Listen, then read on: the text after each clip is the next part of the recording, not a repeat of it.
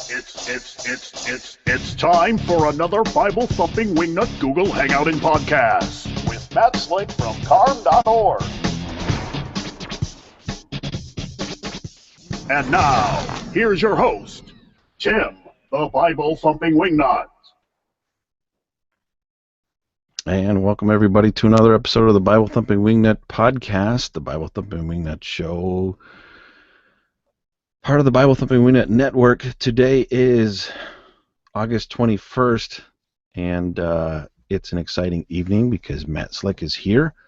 It's always exciting to have Matt. It's always great to have Matt here as an apologist, and he's been very busy, and we want to talk to him about a debate that he had. This is an open Google Hangout. That means if you would like to join the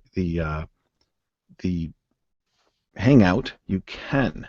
But if you join, please come with something to add or ask, and particularly towards Matt Slick. He's the key apologist for this evening.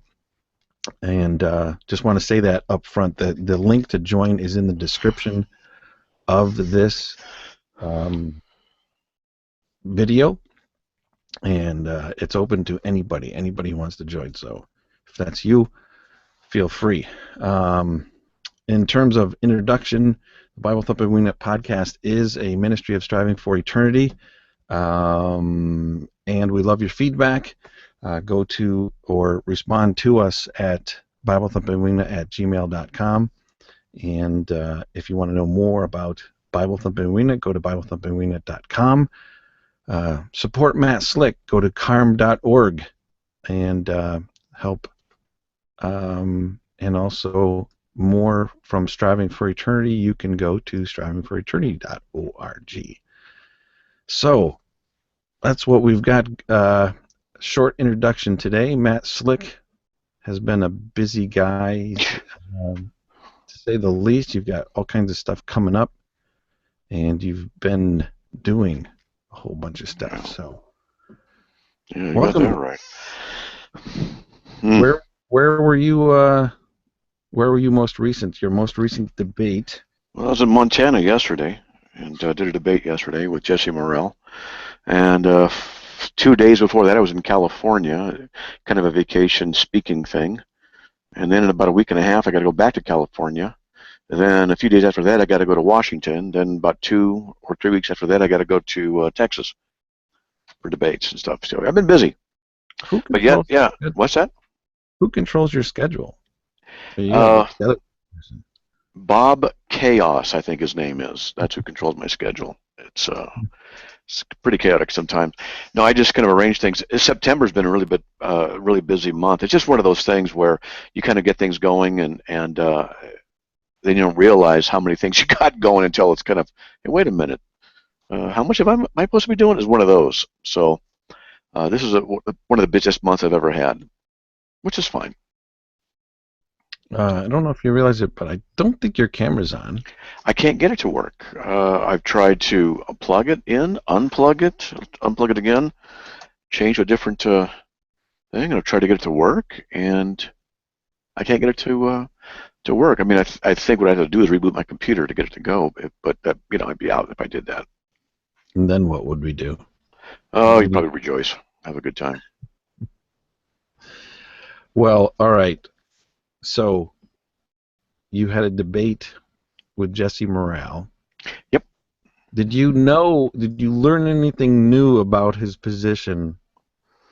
Well, first of all, let me say that he's a nice guy, and he's a polite guy and stuff like that, and stuff. But he's heretical in some areas. Is he a Christian? I'm not going to judge his salvation, but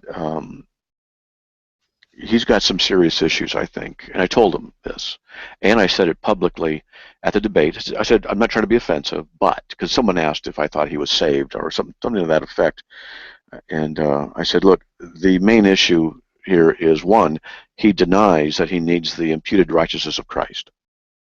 That's a huge problem. He also says that you can lose your salvation and that you regain it through repentance, which basically is a form of works righteousness, even though he would deny that. And these are the things that I said are problematic, and depending on certain details, then I would say he's in or out. But I mean, with caution, not that I'm the judge. Unfortunately, in the debate, I thought that we were going to have a cross-examination period, and I guess I misread some of the information. I had a whole series of questions prepared for cross-examination because in our debate, it's tit for tat, back and forth. I say something, he says something. You can respond to something or not respond. Cross-examination was really where it's done, and it didn't exist. And so, is there a winner in the debate? Well, it depends on your perspective, I would say. I think I answered basically every question he's got. Not everyone, because you can't answer every question. You got limited time.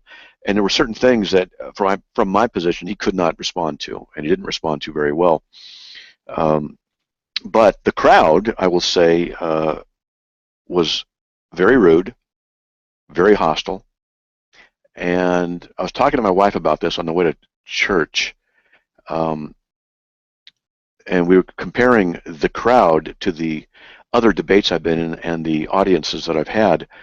And the worst audience that I've had was when I was debating Dan Barker in Portland, in that the audience was a little bit rude and a little bit this, a little bit that.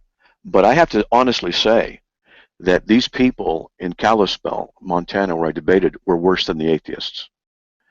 As I think about it, and I think about how many issues I had to deal with in the crowd, by far the crowd there, the audience, these free-willers, were the most rude, condescending in a lot of their things than any debate group I've had. So.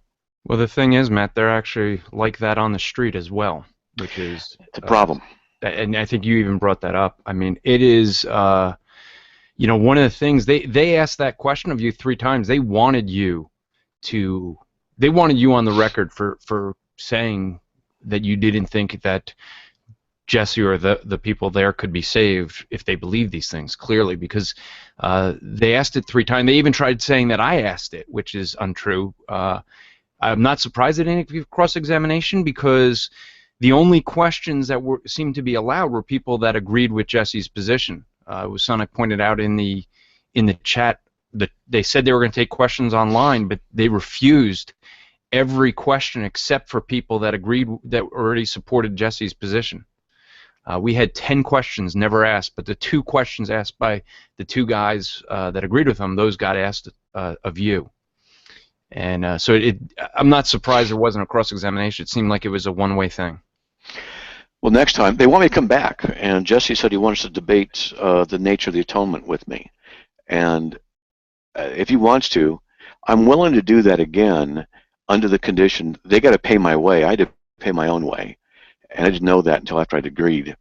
And wait. Then they had you come out at their conference and they didn't pay? All right. It cost me a hotel and plane flight and food and everything. Wow. Yeah. Well, then let me do this and say this for folks who may be watching, especially any who did watch the debate. You can go to carm.org, and there's a donate button. I think it's on the right side. And Matt, if they donate, they can put in, for the debate, right? I think so. If there's no place to do that, just email us. Email it. Just email us. Say, hey, carm.org, right? Yeah. Or is it Carm Stuff? Carmstuff@yahoo.com is fine. Yeah, that's the email at the bottom of the page. We're working on getting things arranged and changed, and with a donate thing. But we do need, I'm just going to say this because you brought it up, and I rarely mention anything like that, but we do need donations. One of the things we want to do is arrange, when I go do the debates with 2 atheists in October 1st, 2nd, with David Smalley and Matt Dillahunty on Saturday night and Sunday night, respectively, that I'm going to need to have some expenses covered. They're going to pay my way, but we want to get a film crew out there. It's a great idea, and I don't know if I'd volunteer who said what, but And we need donations for that to help cover some of the expenses and the costs for that. They want to do a film crew, get out there and do a documentary, so to speak, on Matt Slick, which sounds narcissistic. But yeah, I said okay, and do that. So if anybody is in the mood to help out with that, we could really use it. Maybe we can get one of those. What do they call it? Those I don't know, those those things that. Those websites where you donate stuff and it reaches a certain amount, then it kicks in. I don't know. Yeah, there's a couple of GoFundMe and Yeah. there's some less expensive ones we could do, but yeah, we could put something together. Yeah, and we're talking about getting some of the guys who want to do the filming. They need to sell, was it 50 T-shirts in order to cover the cost of them flying out and doing what they need to do. So we're going to be looking for housing in the Dallas-Fort Worth area. We're on a shoestring budget here, and we don't even have enough money in the CARM account to cover our month's expenses. But that's how it's been for about 5 months. Somehow it's like just picture a sinking boat in the ocean. It's calm though. Say it's too stormy, and you keep bailing and you keep keeping yourself afloat. But that's how it's been. So God will provide. I'm not worried about it, and so just letting people know. So in the debate, I thought it interesting, and I know you and I talked about this as you were getting through the airport. It seemed that, and by the way, Matt, I'll just say your camera is just completely blank. So I don't know if you turn the camera off, whether that helps or not. At least we'd see your face. I'd like to. I want my camera to work. I think I have to reboot the computer to do it. And I have a fast computer. I can get out pretty quickly.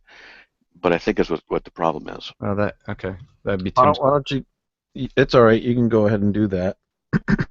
Okay. Go ahead and reboot your computer. I can talk to Andrew for a little bit here. Yeah, in Mixler we got a really rude person. I'm so happy they were rude to you, your arrogant ASS Slick. How does it feel? So I wonder if Russell's Teapot, who doesn't have the guts, I guess, to show up with his real name. Well, it's probably Ben Carson, who keeps getting booted on a weekly basis. Ah, okay. Oh, that deceiver. Okay. Yeah. Well, there are all kinds of deceivers and unregenerate people out there doing all kinds of stuff that they think is great, and then they rejoice when sin occurs. That's a sign of an unbeliever. He's rejoicing right now because you mentioned him. So. Oh, good for him. Oh. Well, no, I'm just assuming that that's usually what the trolls are. Yeah, trolls. Matt, go ahead and drop out and come back in, and we'll talk about you while you're gone. It sounds good. I'm just closing windows while I'm stalling here before I get to the final place where I got to hit the shutdown. So let's see. Okay, talk to you guys in a bit. All right. Okay. So how long till NorCal Fire? What is NorCal Fire, and who should go? Everyone. When is it? What is it? And I'm trying to get into Mixer, so I want to make sure I don't get feed. There we go. I did it without creating feedback. So, NorCal Fire is in 2 weeks, actually. Wow. Now, is that a charismatic conference? Yeah. Because. Oh wait, no, Matt's not going. That's right. No, it's not. I know. Ever since Strange Fire, that becomes the issue, right?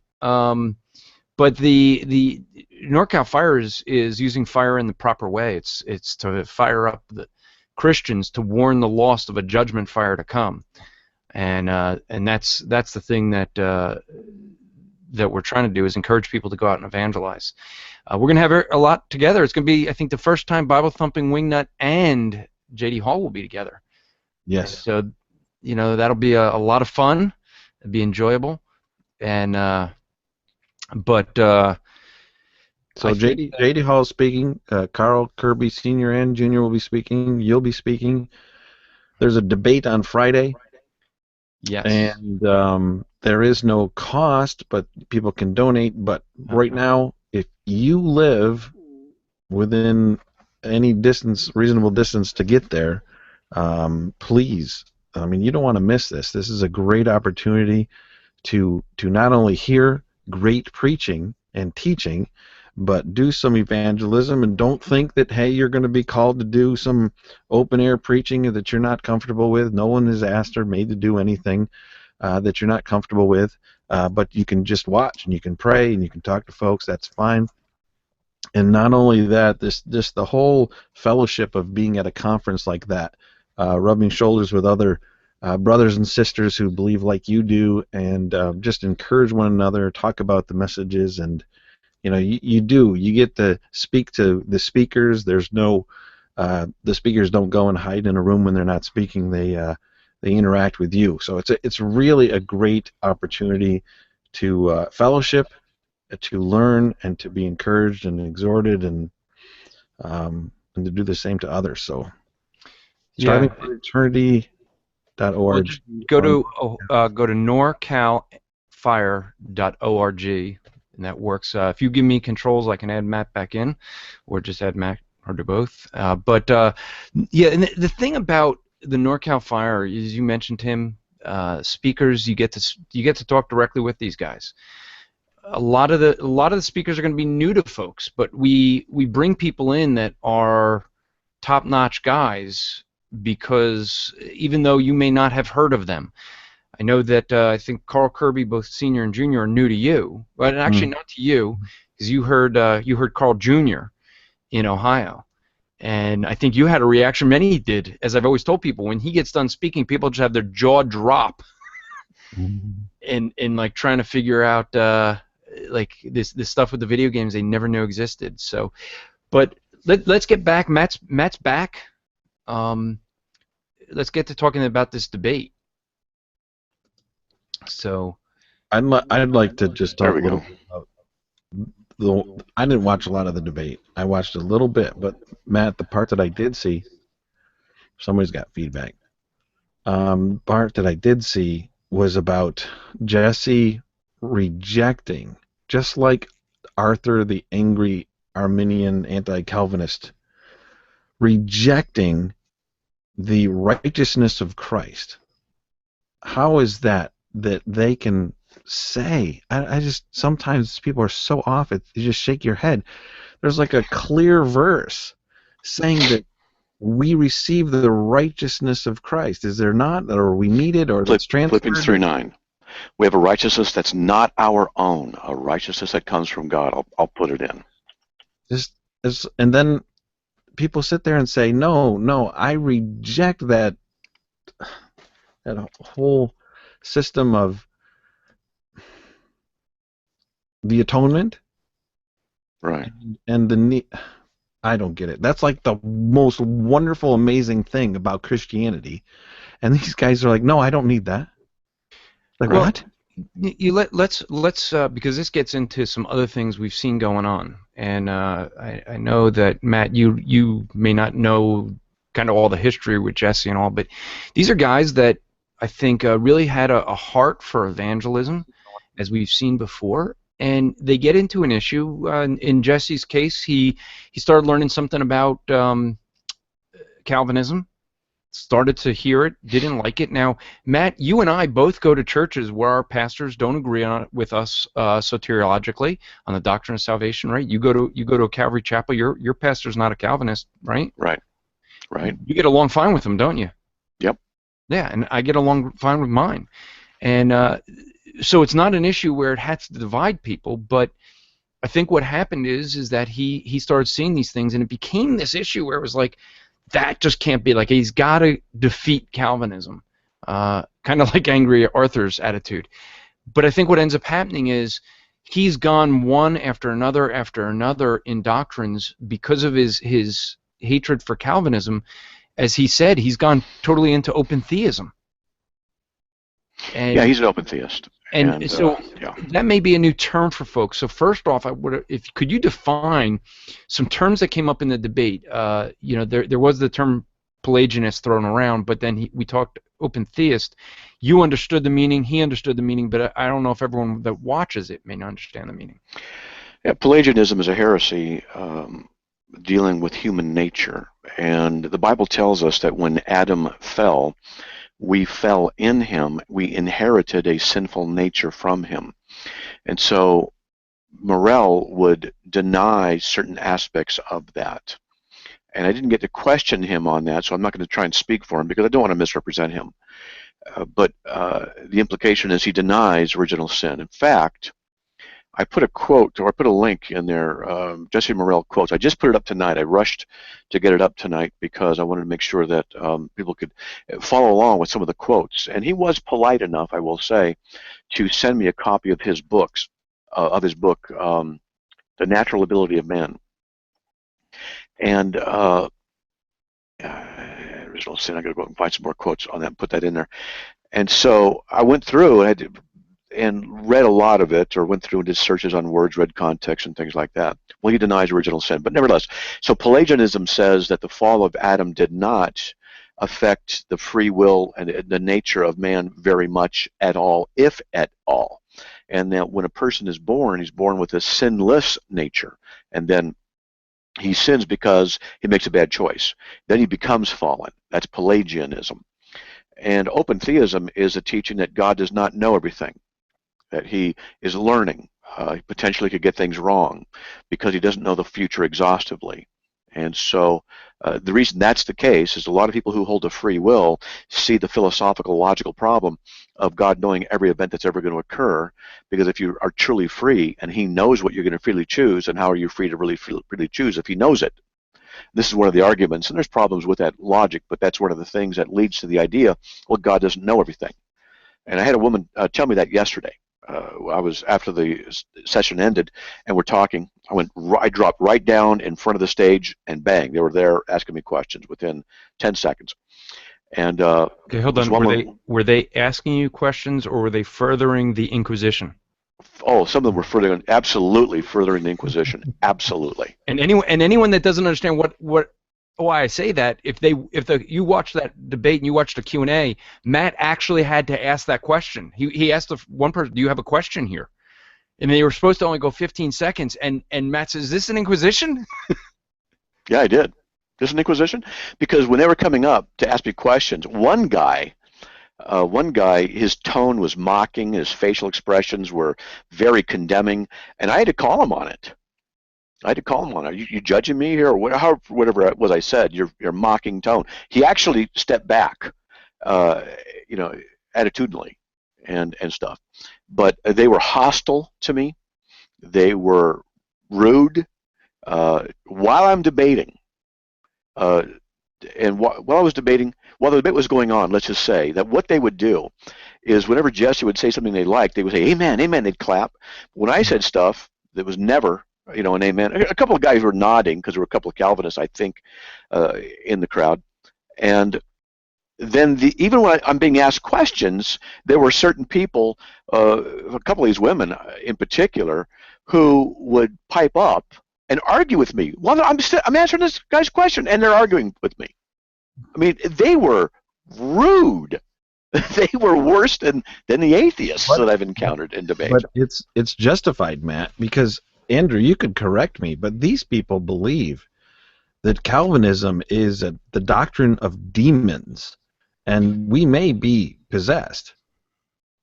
I mean, they I don't know. They would say we be possessed, but they definitely think some. I'll put it this way: some of them definitely think that it's damnable. I don't know. Too much of the benefit of the doubt there. I was told I was going to hell. Yeah, without a doubt. I was going to hell. And that was only by one person, right? That wasn't like the whole crowd screaming it, was it? No. One person said I was going to hell, and then afterwards, one guy said I was a heretic, and the way he said it, "You're a flaming heretic. You're a heretic," and I said, "Come back here and talk to me." And he just, he later came back and apologized. And I said, "Okay." But what about there was when you said that you think you're the worst sinner, that you struggle with sin, and the one lady from the back, it sounded like, screamed, "You're not saved," and they all said, "That's right, repent." Mm-hmm. Yeah, they didn't even get what I was saying. What I was saying was I am a sinner. I'm the biggest sinner I know. Now, I don't know how big a sinner Tim is. I don't know how big a sinner you are, Andrew, though I do it's pretty big. but I don't know to what extent your sin compares to mine, so to speak. I know the depths of my own heart, and I know that I am a sinner. I'm the biggest sinner I know, because I don't know the other people's hearts. They took that and started using that against me, to the effect of saying, "Oh, you struggle with sin. How can you really be saved?" It's like, don't you guys get what I'm saying? But what they didn't get was seeing their own sin, their own pride, their own arrogance, their own foolishness. These people are so deceived in so many areas, and I believe that they were incredibly self-righteous. And they could not see that what they were teaching is they don't sin anymore, or they don't sin hardly ever at all. That's how good they are. I mean, are you kidding me? And yet they can lose their salvation, which I never thought of asking until I got on the plane. I was thinking, wait a minute, I should have said this, because they say they don't sin anymore, but you can also lose your salvation. Well, wait a minute. If you don't sin anymore, you can't lose your salvation. So what is it? The issue there is, and this might be a good thing if you could explain the difference for folks, they believe that, and Jesse Morrell made a distinction between basically a willful sin or a sin you kind of just do unconsciously. And so their argument is always that they're not doing a willful sin, because a willful sin will cause them to lose their salvation. So maybe explain that a little. Accidental sin, yeah. Accidental sin. So they have different kinds of sin. So this sin doesn't cause you to lose your salvation. I guess it's a venial sin. And there's other kind of sins that cause you to lose your salvation. Those would be mortal sins. So they don't get it. This is why I wanted a cross-examination with them. Because it's like, wait a minute, let's go. Let's work this out. I was sitting listening to you in the debate the whole time in the chat room going, this is no different, his salvation is no different than the LDS, the Jehovah's Witnesses, the Roman Catholic Church, Islam. And so you turned and you said, look, guys, if you believe this is the same as Islam. You have the gospel of Islam. And I was like jumping up. It's like, you're teaching Roman Catholicism. It was like, yeah, I was telling them. And you know what else I said? I said, look, I'm not saying you guys aren't saved or whatever. I said, what I'm worried about is this, that you're going to get to heaven, and you're going to, before God, you're going to say, look, did I not prophesy in your name? Did I not proclaim your word in your name? Look what I believe. I believe in you, and look what I did. Because that's what you guys are saying. Look at what I do. I can keep my salvation by my obedience. I went out and preached and teach. That's what I'm concerned. And get away from me, I never knew you. That's what I'm concerned about. Now, here was one of the things that I brought out in the chat room, and you experienced this. It's the overall demeanor. These are people that say they do not sin. Yeah. And yet, in the chat room, I was expressing to people that you're showing pride, arrogance, rudeness, insults. This is not Christian behavior. And yet if you go through there, you see that several of us were asking for prayer for Jesse, for those that were in attendance. People were actually typing out their prayers. The demeanor, I think, was very clear. If they're going to say this is a division between God's people and Satan's people, I think it's very clear which one's on which side, because one group is saying they do not sin, and they have the same gospel as Islam, Roman Catholicism, Latter-day Saints, and Jehovah's Witnesses, and they say they do not sin, and yet they're showing pride, and they don't realize that God hates their pride more than, and I think I said this to somebody, that God hates his pride more than your Calvinism. Yeah, that was a whole other thing, is they could not see their own pride and their own arrogance. I was really dumbfounded by some of the things they were saying. In fact, one woman, I asked her, when I was answering questions after the debate, the line just exploded, bang, question, Matt. And I actually asked, I said, this one woman made a comment, I said, do you sin anymore? Or no, do you keep the law perfectly? And she said, yes. She nodded, yes, I do. Like, wow. And I had said to her in a debate, if any of you say you keep the law perfectly, let's go outside, find a puddle of water. I want to see you walk on it. Because this is ridiculous. I mean, they keep the law perfectly, but yet you can sin, yet you can lose your salvation. And part of the thing that I thought interesting, you got asked a question toward the end where it was a question of whether you've ever, while open air preaching, were spit on, hit. Oh, yeah. as if that was proof of to prove that they were saved because they've been persecuted, and your persecution, which you explained, and it far exceeds being spit on, the persecution you've suffered, and yet that didn't count because you had to actually be spit on. Right, and I told the one guy, well, I was in prison once, and a guy had his hand in my throat. Does that count? He actually turned around and went, yeah, that counts like that. But no, death threats from Satanists where I have to get the FBI involved, that's not good enough. Yeah, it was bad. But I'm going to say some positive things, though. There were some good people there. They loved the Lord. And it was just really neat to be with a bunch of people, the guys who I hung with at least, who seemed to really just be on fire for the Lord Jesus. And so I'm not going to knock them for that. And the guys who were like that weren't the people who were rude to me. They were not the ones who were rude, okay, just so you know. So here's the thing for many who are watching to pick up on, because what you just did and what people can see on stage with you, you were joking around with Jesse. You were trying to make it an enjoyable time for everyone, even though you weren't maybe feeling that. But this is the thing that I think we need to see more people doing, which is the example you're setting for people of showing grace, of trying to help people see that there is to look for, not just look for things that you can rip people on or ding them for, but to actually look for things that you can say, here's some encouragement. Even if we're with, I mean, you've debated with Muslims, I've debated with, formal debates with Muslims and things, and you can have a good, genial conversation with them. You don't have to be, the reality is, and this was the thing that I think I appreciated in the chat room, there were many that were praying because they don't believe Jesse's saved, and many were praying for his salvation. That's the difference. People didn't, a neat question I would have been curious to see when they said that they didn't think you were saved, Matt, would be for you to turn around and say, well, why didn't you share the gospel with me?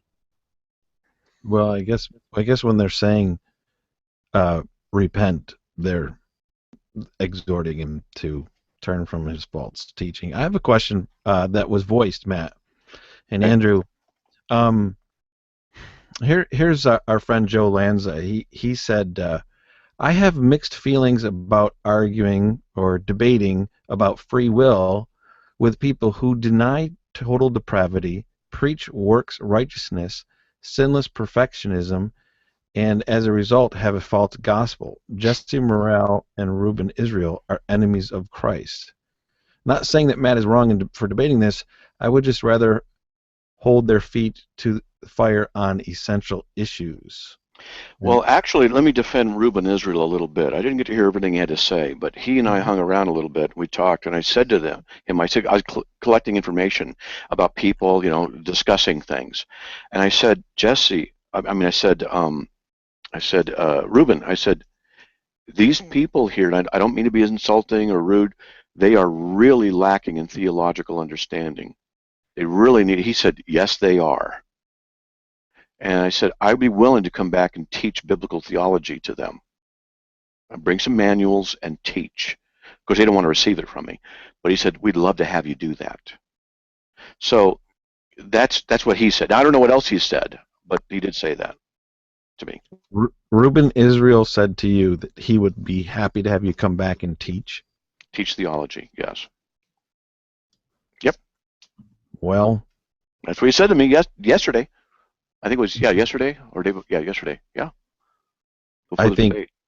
Email me at BibleThumpingWingNet@gmail.com because I know that there's a huge, in my mind, Andrew, I don't know what you're doing right now. You seemed a little distracted, but I'm trying to catch up on the abuse I'm getting on Facebook over a different topic. Yeah, well, listen up. I'm listening to what you're saying. I can multitask. You were saying that you're surprised with Reuben Israel, that he would be looking forward to Matt's teaching. Yeah. Does that sound coherent to you? I think that, I don't know Reuben personally. I've met him a couple of times, every time I've met him, he seemed like a decent, nice guy until he starts open air preaching. It just, and that's on a lot of preachers have that. They can be really quiet until they start preaching. But but he seems like a nice guy. I don't know what he believes, so I don't know if he if this is something he would be saying. Yeah, I don't know that he's going to want everything Matt's teaching, but he may realize that there's some areas where people are needing teaching. I mean, look, you get a guy like Jesse, 31 years old, taught himself Greek, taught him, he's self-taught in a lot of things, which has problems, could have problems, but it's not like he's an idiot. He's a guy that tries to do his homework. It's just that I think he comes to wrong conclusions. Oh, he does. I wanted that cross-examination period. I didn't realize we weren't going to have it till I was in the debate. Oh, and I guess I didn't read everything. I had questions prepped. In fact, I'm about ready to release another page. I just put a page up an hour ago. Jesse Morrell is really just a basic intro, super basic. And then I put up a link of the quotes. I did research from him. I got another thing of questions. I have to go through the questions to make sure they're coherent because I rushed through the last few of them before I had to leave the other day. But there are questions I had for him. I was ready for the cross-examination. That's where I thought the debate would have turned one way or another, been more obvious who was more competent or what in the topic. But we didn't get to that. And I wonder if that was arranged that way. I don't know. But because you always get cross-examination. That's what I thought. Yeah. So you'll never do a debate that doesn't have cross-examination. Yeah. I just assumed cross-examination would be part of it. And then when I was in the debate, I was going through stuff. I'm going, wait a minute. There's no cross-examination here. And a little bit that's on my fault. I should have paid attention. They gave me everything that was going to be in place. And the problem was that during the middle of it, I had to go to California with my wife for her 40-year high school reunion. And while we were down there, we have family and friends down there, so we saw family and friends. And I did a lot of counseling with one person, and then I had to speak on Islam at one church, and then speak at another place at a Bible study. So I'm not complaining. So I was busy, and then I got back, and a day and a half later, I had to leave for Montana. So I was just rushed, and when I got there, what? There's no Q&A? No cross-examination? Because I got questions. I got some serious questions for him. In fact, get this. This is one of the things I would have asked him, which is not a big deal. And one of the free willers, the libertarian free will people, they got down there. There's a guy and his wife, and they're trying to get me on stuff. They were hostile, and the guy had a lot of trouble just letting me speak. Every time I would say something, I'd answer a question, he would interrupt me and start with something else. I mean, it was really bad, and I had to tell him, stop. Let me finish. And then when he was talking, I went, well, that's not right. He goes, let me finish, like that. I'm like, geez, dude. I just kept quiet, didn't motion, didn't do anything until it was done. They were rude and condescending. So I said to this guy, I said, look, who makes the will? Who makes the heart? And he wouldn't even answer the stinking question. I had to say, who does this? And he went off to some direction. And I said, who makes the will? And his wife goes, God did. I said, thank you.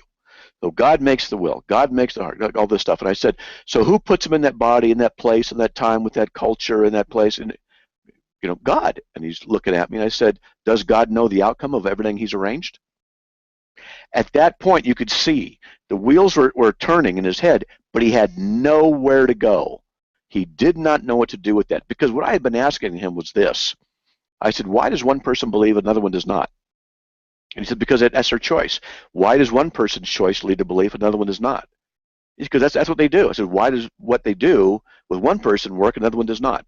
He goes, don't play games with me. I said, I'm not playing a game. I said, I want you to tell me what's different. And if you're going to say it's their free will, well, then why is it different if God's the one who made it and put them in it? Put it in the person and gave it to them. Why would it be that that's the case? That's what I was getting to the point with the guy. He didn't know what to do with it. He had no clue what to do with it. These are the kind of things I wanted to cross-examine Jesse on, but we didn't have the opportunity. All right. Well, we have folks who want to engage with you. Sure. Go for it. transition from a review of that debate. Once again, as we move away from the discussion of debates, as Matt said and Andrew reiterated, go to carm.org and donate. Donate to help out with Matt's expenses on the debate that he just did, and also debates coming up.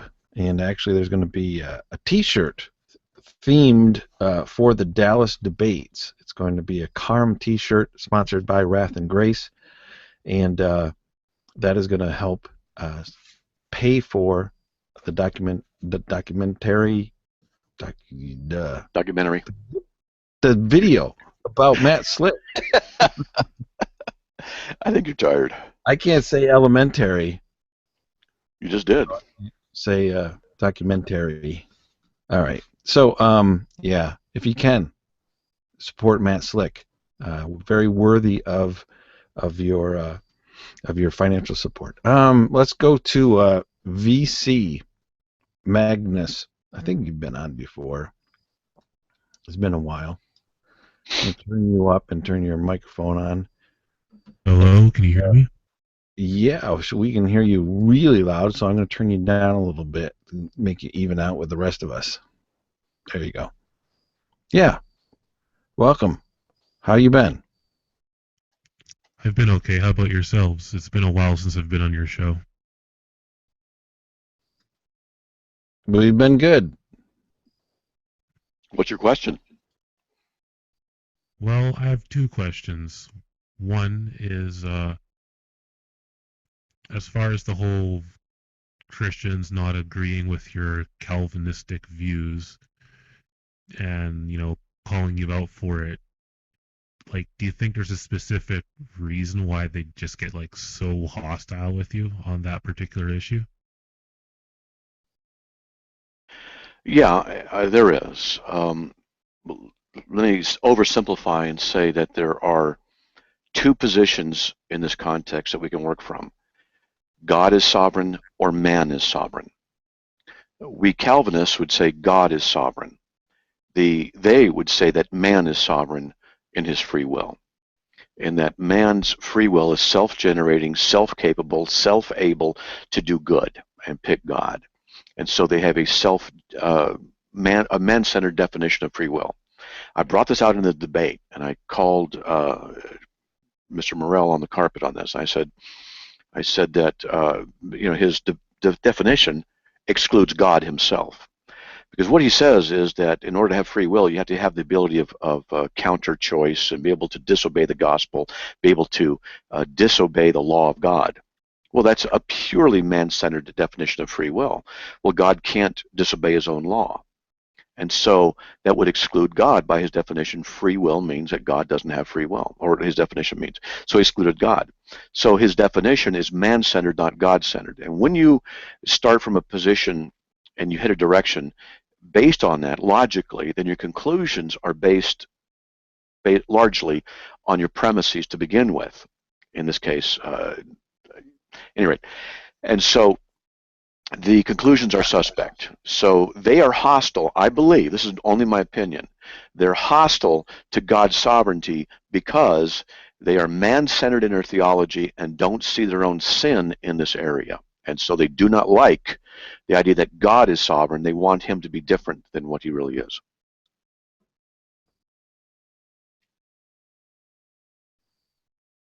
Okay. Yeah, and the second thing I wanted to ask is, now you've debated atheists in the past. I was wondering, would you be interested in debating a spiritualist? Because I would like to have a debate with you about which worldview actually better fits our reality, with whether it's your theistic view of Christianity or more of a spiritualist worldview. And VC, if I remember correctly, your basis was a maze-based spirituality on corn as our spiritual outlet to the universe? It was, but I'm always willing to open my mind to new things. So recently I've kind of not said, like, I've kind of ditched the whole very based on corn thing. I realize that there's lots of different creatures in the universe, and other ones in that can have spiritual power in it as well. It's not just the whole corn thing. It's when I first started on this journey, I kind of had a little bit of a fixation on corn because that's kind of the patterns I was noticing in my brain. And when I was actually able to step back and realize what it is I believed and why I believed it, I kind of evolved into more of a universal ideology. Well, since you're not even sure where you're coming from, you don't even understand what spiritualism really is, your fixation on corn is no longer a fixation, then I would just say that I'll pass on debating you until, if and when you're able to actually develop a worldview that you can hold to consistently, and then offer a good reason why I need to attack that. Okay? All right. Thanks for answering the question, at least. Sure. And I mean, let me just for people that are watching, when Matt says attack that, he doesn't mean attack the person. In a debate, part of the purpose of a debate is to make an argument, which is not necessarily a bad thing. When you speak, logically in debate terms, an argument is a good thing. That's what you do. You make an argument and you attack it. Not in it's not a negative thing. So, I'm sure that there's some that are going to be watching Matt and be like, "Oh, he said he was going to attack someone." That's why I said attack that, not attack you. Well, that and I picked up on that, but as you and I both know, yeah, people are always listen looking for something too clearly sometimes. No, they don't. No, they don't. A lot of them just don't have their paws in the litter box. Well, Matt, I was under the impression that you really liked corn. Corn's a great group. Yes. That's a different type of corn. Yes. Yeah. You even went to a corn concert, didn't you? I went to my first rock concert ever at 59 years old, and I went to the Korn/Rob Zombie concert. I can't believe I did that. You need to repent. Yes, I did repent. And but I went because I'd never been to a concert, and I love. People don't know. Now I got to explain this. You see, because people don't know that I have ringing in my ears, really high pitch. It's over 80 decibels, and I've had it for 25 years. And I also have a form of autism, and so I get overloaded with sound. And when I already have so much sound in my ears all the time, my therapy is bass, low notes. That's what makes me feel relaxed. It's the contrary to the high pitch. Yeah, I have tinnitus, right? Tinnitus. I've had it for decades, and I hear it right now. Thanks for reminding me about it. And so I've actually, someone sent me an article on low bass tones as therapy for people who have autism. That was an atheist from the Wingnut. Okay. Chris. I'm drawing a blank on his last name. That's all right. But I read through, and they actually found that was the case. So what I've been doing is I self-medicate, so to speak, by hearing certain sounds that are very calming. And so if I put on certain songs that are really low and stuff like that, my blood pressure drops, I feel relaxed. And that's just one of the things. So I thought, I'm going to go hear these guys. And then when I got there, I didn't want to be there. I said, what am I doing here? I don't need to be here. The first bass note they did, I just went, oh, yeah. I could feel it in my chest. I'm like, yes, I want those speakers in my car. And they're only 12 feet tall, but I want them in my car. Maybe you could just buy an electric bass with a big amp and play it for yourself every now and then when you feel a little. Sounds good. Sounds good. Yeah.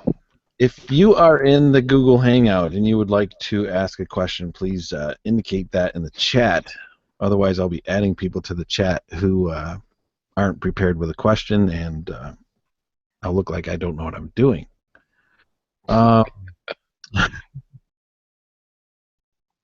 Yeah, obviously you're on mobile there, Josh, because that's when you were able to override everything. Josh, I know you like to take a lot of time. Actually, you have interesting, in-depth discussions. So I asked Josh just came in, but there's many folks who were here earlier. Yeah, I was asking if any of them had specific questions that they would. I know James was in the listening to the debate, and James and I were having a side debate, Matt, as you were having your debate with everyone in the chat room. That was going on for quite some time. Right. Yeah, actually, you got mentioned, Andrew, when they were driving me to the airport. The main guy, and you'd like him, and I said, but Phil, his name's Phil. I go, you'd like Andrew if you met him. He goes, I probably would. He's a real nice guy. But he goes, but he had negative things to say about you. You were rude and mean in the chat and everything, and that's what he was saying. I'm laughing because not knowing really what was going on. He's a great guy. Well, You guys would like each other, but the thing that I think really set them over the edge was I pointed out that, like someone called me perverse, and a whole bunch of people were saying you're bearing false witness against them, and I said, look, Sabine, if you're bearing false witness, you're showing arrogance and pride. I've had to ask you several times about your language and the way you're treating people. According to your doctrine, you're not saved. And I said, all you guys that are acting rude here, you've lost your salvation. And if you think Hebrews 6 and Hebrews 10 teaches that you can lose your salvation, if you read that, it means you can never get saved again. And that was actually my question for Jesse. My question was, does he believe that that anyone can ever regain their salvation, yes. according to Hebrews 6 and Hebrews 10? Since he would hold that means that teaches you can lose your salvation, can you ever regain it? And he does say you can regain salvation. Well, the passages there say that it's impossible to let me get the wording down, but it basically it's impossible to to taste of the things of the Lord again.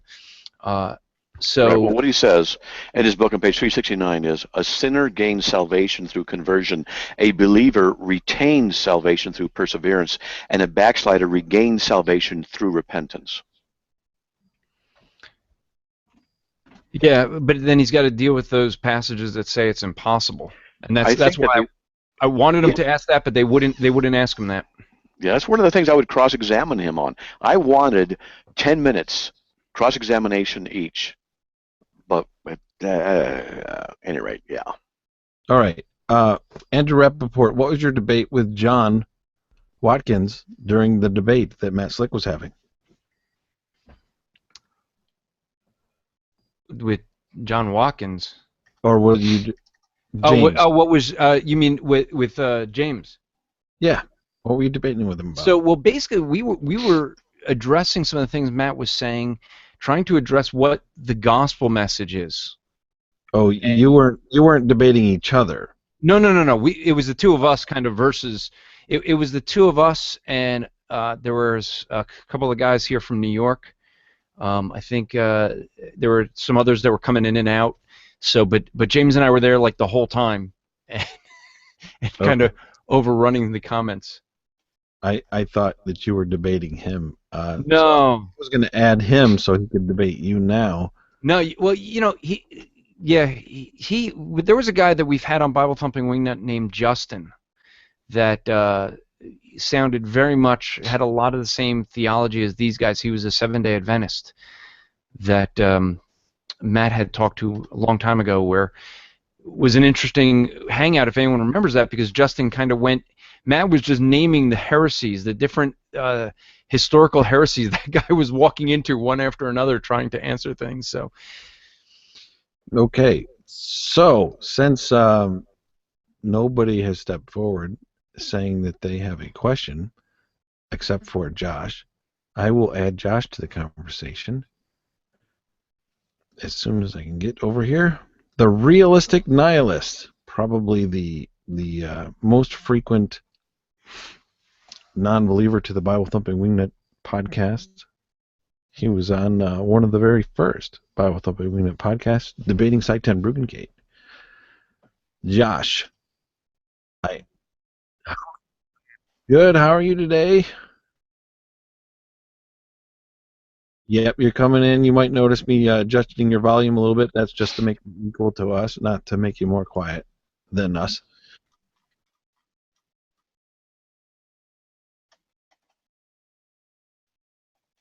Yep. Is that an Obama? Wait. Is that an Obama phone by any chance?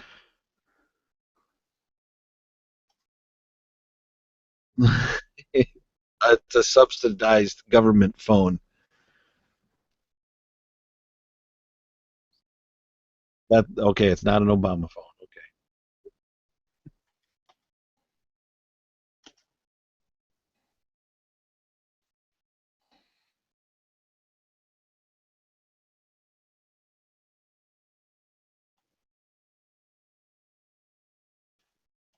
But wind noise is so bad. The yeah, it was fine, but about midway through your sentence, that we got a lot of wind. Yeah. Fine. Yep.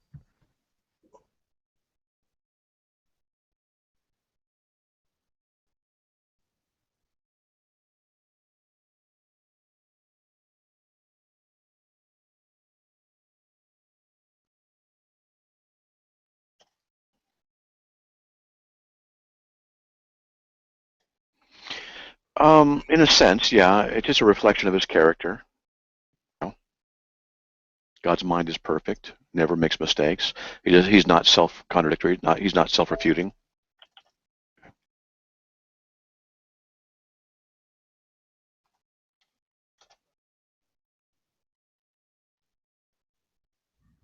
I'm also getting interesting feedback, Josh, that's saying that you are not coming through on Facebook or on YouTube. People can't hear you. We can hear you inside the. No, I hear you. No, people who are watching us on YouTube. That's almost as strange as the time that could not Matt hear was us. able to hear JD and no Oh, one else yeah. could. Yeah, Josh, you're gonna have to call back some other time from a different device because the way you're connected, for some reason Google Plus is messing up and YouTube is not hearing you at all. So maybe Andrew, did you understand his question? Maybe you could articulate it. I had trouble hearing it. He was very low when I heard. One of my thoughts on internal critique, he went to the law of non-contradiction and then the wind. Yeah, I think, and I'm, I hate doing this when I'm not 100%, but I think he was trying to say something along the lines of asking the question of it sounded like he was trying to ask whether the law of non-contradiction is from the nature of God or not. Yeah, it's a revelation of his character. I don't know how we say it's from the nature of God because we're describing things that are difficult, and you could say it not exactly the right way, and then people could just jump on it. But the way I've heard it said, and I'll just refer to Greg Bonson, he says we think God's thoughts after him when we think logically, and don't know if that's exactly how he put it, but that's the basic gist. That God's mind is perfect and is not self-refuting, and he never makes mistakes, and so he is transcendent and everywhere, and we're made in his image, and somehow there's a connection between us and him, and so therefore we can think his thoughts, we can understand the transcendental nature of these things. And so the law of non-contradiction, for example, is an, let's just say, and maybe these aren't the right exact words, but a reflection or an emanation of God's mind, and that they are conceptual entities. And so how is it then that we can lay hold of them or grasp them intellectually and utilize them when they're conceptual, what's called conceptual entities? They have a form of existence, but they're conceptual realities. So Okay. Before you speak, Andrew, I need to apologize to Josh because it was me. It was a problem with me. Because Josh entered the Google Hangout with a phone, it overrid the protections that are built in when you choose the cameraman option. Basically, it's a production way that YouTube has that allows me to choose who's broadcasted on the Google Hangout. And because his phone overrode that system and we could hear him, I didn't actually add him to the broadcast. Even though we could hear him, he wasn't in the actual broadcast. So I booted him and told him to come back in on a different device, and actually it was my problem. I hadn't added him. So you're doing what Christians do. You're acknowledging you made a mistake. And you're admitting it and asking forgiveness. No, I didn't ask forgiveness. No, we're waiting for that. No, but so, but you having some issues. You're like posting everyone in as showing them and presenting them in broadcast. Yeah, Vincent has a question, and I'm adding him, but I keep pushing the wrong button. I apologize. This is nothing but the best content So or while see. you're adding him, you know, Matt, maybe what we could do after Vincent's question, it might be good for folks to understand the mindset of someone who does a debate, what it is you know, because a debate is different than a discussion, and many people I don't think understand that difference. But maybe we could discuss that after Vincent comes in. Right. Yeah, when you're in a debate, it's really kind of an odd thing to do because it's not something you do in your life. You don't do it the way a formal debate is. If you have an argument with your wife, your friend, you interrupt each other, you go back and forth, you whatever. When you do a formal debate, you present, and then when your opponent presents, you're quiet. You don't have the right to interrupt. You're not supposed to be rude, and vice versa. And it's arranged to present both views, and then hopefully in a debate have a cross-examination period so that you can poke holes in the other person's position. And sometimes a debate, you'll say, when the cross-examination occurs, the first person might get 10 minutes to ask questions, and the responder cannot ask any questions. He can only answer questions. And then when that's done, you switch, and then the other person has the right to ask you questions for 10 minutes, or let's say, and you don't have the right to counter with questions. You only can answer the questions. A cross-examination kind of a thing. You don't do this in real life. This is not how things work. And so when you enter into a debate realm, your mindset is different. You're not able to address everything either because you have to lay out a case. Your opponent might bring up certain things that you want to address, but you can't address. Sometimes you're limited by time, and sometimes you're limited by the scope of what the debate's supposed to be about. So if I'm debating on the nature of free will, let's say, and my opponent were to bring up the issue of limited atonement, and just start attacking that, that's not germane to the debate. So I might then say, I will not address anything about limited atonement since that's not the debate. The debate's about, let's just say, free will.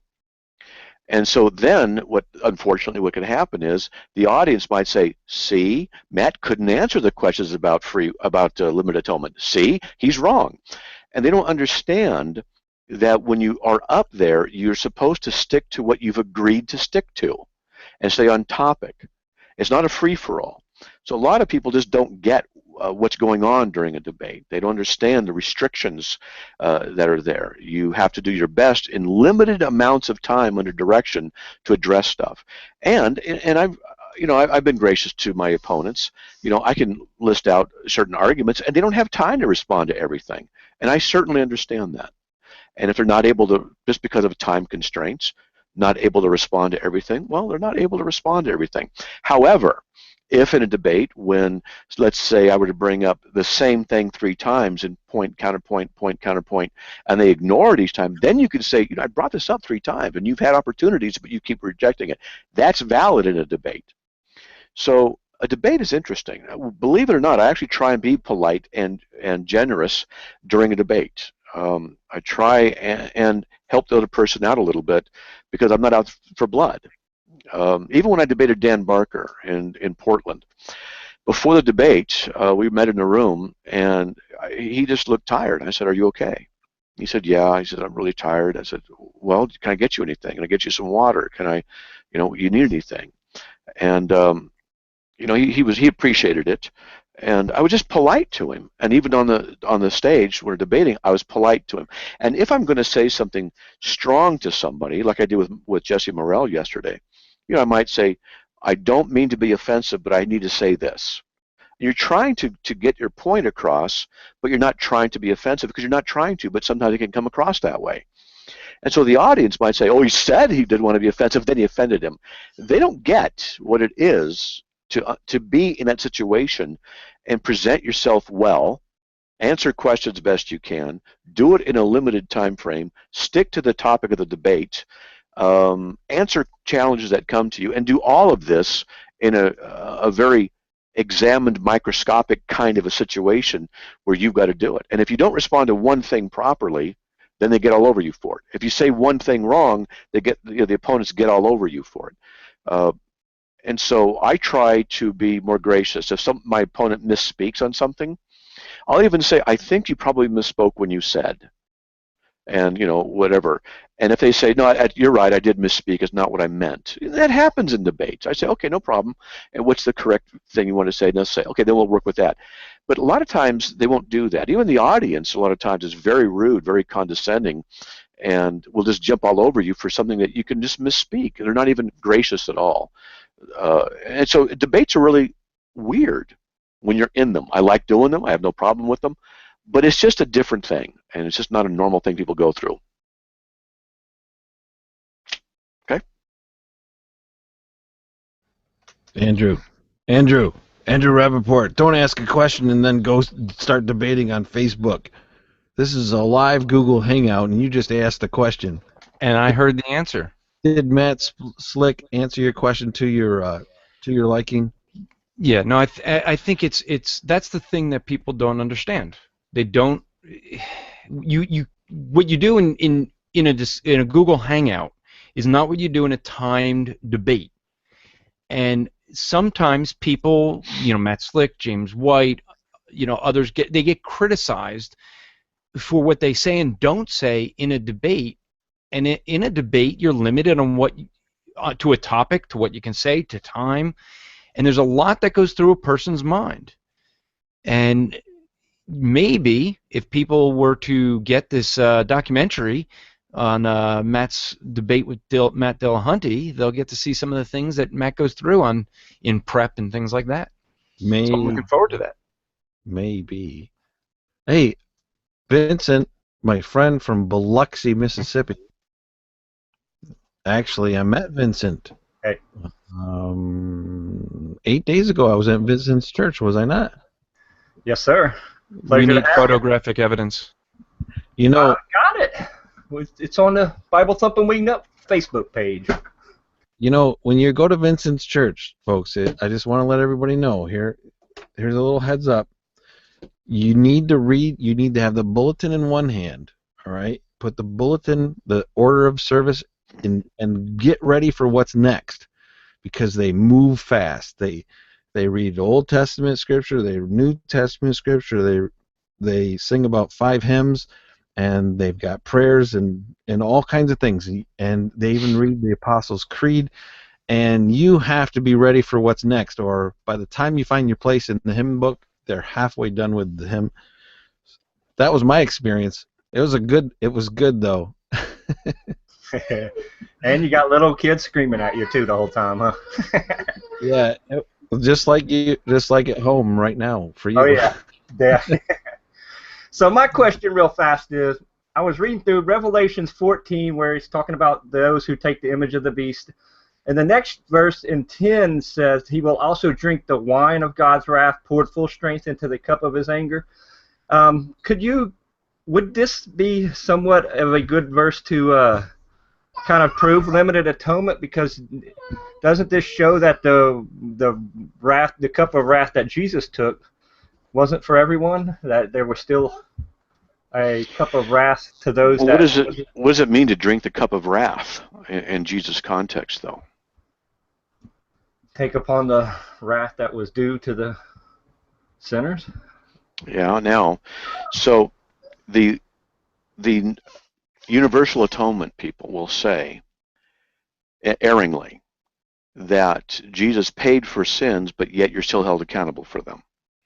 And they'll say that the wrath was poured out on Jesus, but it's up to you and your wisdom and your ability to apply that to yourself through faith, that you generate yourself. And so when they're talking about the wrath that Christ did, they might mean it in a different way than what we might mean it. Because if he's going to take the wrath and satisfy that wrath, then there can be no wrath upon anybody for whom it has been satisfied.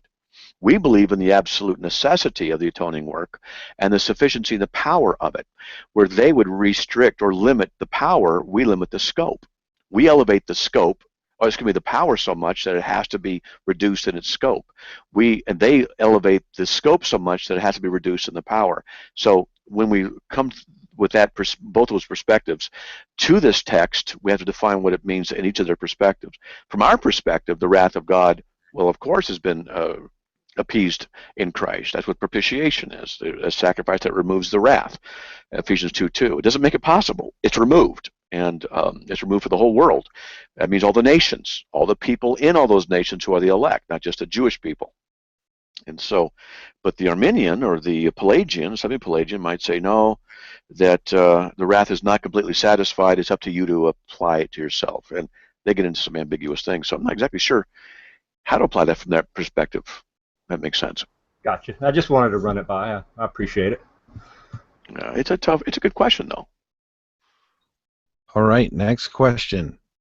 It was a young man that joined the Hangout, shared his question in chat, and he wanted it asked for him. And this is the question. And of course, Josh, the realistic nihilist, has re-entered, so we'll be putting him up next. And another commercial, the Council of Google Plus will be doing an after show when we're done, and that'll be in about 35-40 minutes. Alex asks Matt Slick, where in the Bible does it say Jesus only died for the elect? I understand that Jesus died for the elect, but where does it say he only died for the elect? Emphasis given on those because he put all caps on only. Doesn't say he only died for the elect. Do you want the sentence, he only died for the elect? Is that what you want? He's no longer in the Hangout. So. This is why I like to ask questions about people's questions sometimes. What do they mean? Are they looking for the phrase, the words? He only died for the elect. It doesn't exist in there. What's he asking? Does he want to know if the Bible supports it, that he only died for the elect? And yes, it does. In John 10:27, my sheep hear my voice. I know them. They follow me. I give eternal life to them. And he says, where is this? I should have these memorized. I don't. He said, let's see. No, not John 13. What am I thinking? John 10. He says he lays his life down for the sheep. You are not of my sheep. Here we go. This is John 10:15. Even as the Father knows me, and I know the Father, and I lay down my life for the sheep. I have other sheep which are not of this fold. I must bring them also, and they will hear my voice. For this reason, the Father loves me, because I lay my life down so that I may take it up again. And then he says, but you are not of my sheep. You do not believe because you are not of my sheep, John 10:26. So he say John 10:15 cross-referenced with John 10:26. He says, I lay my life down for the sheep. He doesn't say for the sheep and the goats. He says specifically who he lays his life down for, the sheep. And then he says later, you are not of my sheep. And John 10:26, the logical inference is he did not lay his life down for those who are not his sheep. That's one way to look at it. All right. That answers the question. In fact, let me just say something before we get on. Someone asked me once, did Jesus ever teach tulip? And that got me thinking. And so, let's see if I can find it. I'll get my link. Did Jesus teach tulip? So I'm going to put a link in here. And here we go. And I did this. It's on my Calvinist Corner website. I'm the good shepherd. The good shepherd lays down life down for the sheep, John 10:26. But you do not believe because you're not my sheep. And then in Matthew 25:32, and all the nations will be gathered before him, and he will separate them one from another, as the shepherd separates the sheep from the goats. He'll put the sheep on his right and the goats on his left. So that's judgment. The goats are judged, but Jesus says he lays his life down for the sheep. Never says he lays it down for the goats. Hope that helps.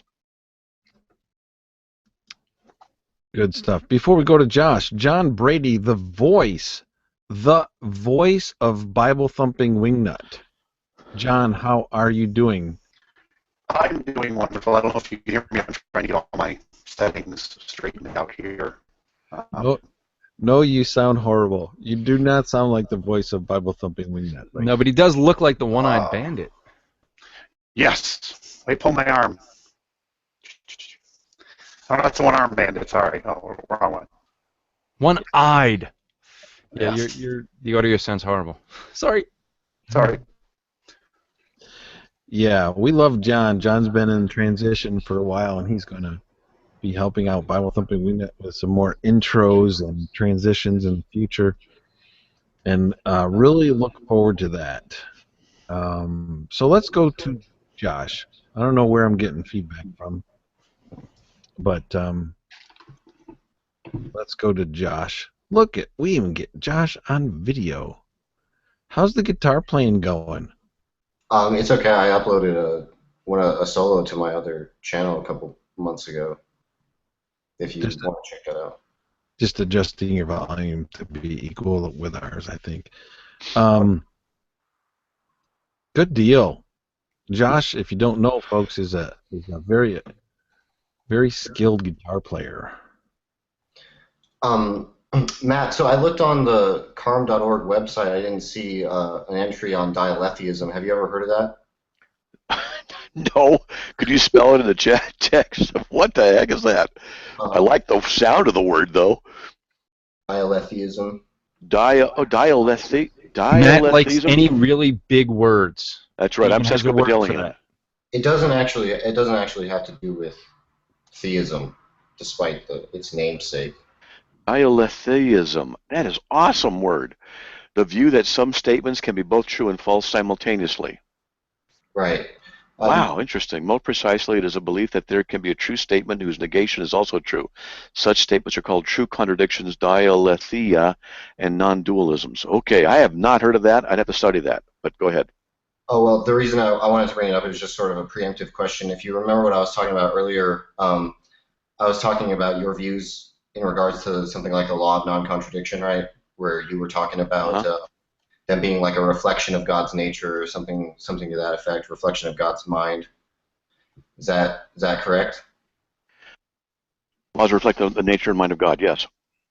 Okay, so what I was wondering is that it seems to me like when someone attempts to do a internal critique of a presuppositionalist, right, they never, it seems to me like it always ends up being about the non-believer's worldview.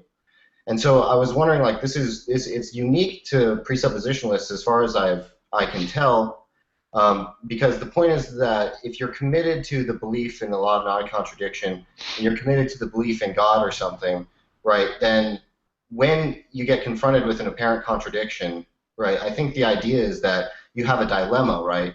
And so there are at least four ways I can think of to get around to what to do when you reach this dilemma, right? On the first, you could give up the belief in God. That would be a resolution to the dilemma, right?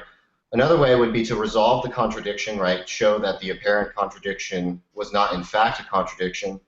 Or you could take it on faith that there is a resolution, right? That you just don't know. But nevertheless, you're going to maintain belief in both. You're just going to say, well, I think that there's a resolution, I just don't know what it is specifically. Or four, you could give up the law of non-contradiction, right? Now, I think the second option, where you try to resolve the contradiction, is the most appealing view. But most of the time, when I hear presuppositionalists engage, I hear them say stuff like, well, what does that matter to your worldview, right? But the point of an internal critique is not to question the person's worldview, right? It's whether or not there's an incoherence in your worldview, like what you're supposed to do when you come into that instance. So I was wondering if you engage in anything like that, or what you think about presuppers who do engage in things like that. And what's that again? That is when they try to say that, well, what is truth on your worldview, and so on and so forth, as opposed to just saying that, well, look, I'm committed to these beliefs, you've raised an apparent contradiction, right? Here's how I resolve it, or something like that. I'm sorry, but I'm not following what the question is. And I'm apologizing, I'm not following what your question is. Okay, so the question is, when someone offers you an apparent contradiction, an atheist renders an apparent contradiction, what do you attempt to do? Oh, okay. Well, thank you. See if it is a contradiction. Analyze the statements themselves or the issues themselves. So hold on one sec. You in a hurry or something, or where you going? No, no, no. I'm not. Just what's? Oh, okay. Okay. Um, so I would see, because a lot of times people say there's a contradiction, and I'll say, do you know what a contradiction is? And then we define it, and then we see if it applies to that. You know, just diagnose. And sometimes there might be something where I'm not able to answer the question, and I'll just say, you know what, I don't think I have an answer for that one. I have to think about it or study it more. You know, so I don't know. That helps. Okay. Yeah. So I was just so if someone comes up with something that is an apparent contradiction with theism or something like that, and you have like a real difficulty answering it, instead of giving up theism, you try to resolve the contradiction, and if you can't resolve the contradiction, then what you do is you just think that there is a possible resolution, and then you just like wait to see what happens. Is that what goes on there? Well, there's a yes and no. If there's a direct, obvious contradiction, because something contradicts, statements are contradictory or self-refuting, it can't be true. If something in the Christian worldview, for example, is absolutely self-refuting, then it cannot be true. And I would abandon that belief system if it cannot be true. Okay. But So there could be kinds of things where I might not have enough information. Someone might say to me, in quantum physics, you have this view, and then in quantum physics, you have that view. They contradict each other. What do you say about that, Matt? I'd say, I don't know. I don't know either position well enough to be able to answer, kind of well, a thing. that's an interesting statement to me because what it tells me is that your belief in the law of non-contradiction is more fundamental than your belief in theism to you, right? No. You don't think, because you said like, well, like what if you believe something about God, right, and then someone reveals a contradiction in that belief? You said that belief can't be true, right? As opposed to saying, well, no, it's possible for there to be true contradictions.